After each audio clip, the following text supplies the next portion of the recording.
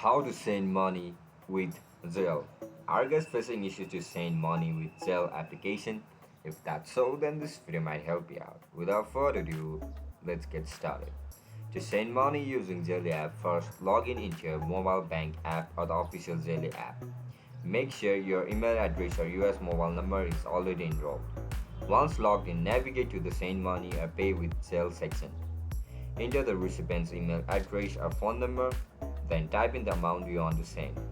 Choose the account from which the amount will be sent and review all the details carefully. Once confirmed everything looks correct, tap Send or Confirm to complete the transaction. The recipient will receive the money instantly if they are already enrolled with Zelle. If not, they will get an invitation to enroll, and the funds will be deposited once they sign up. Always double check the recipient's contact information to avoid sending money to the wrong person.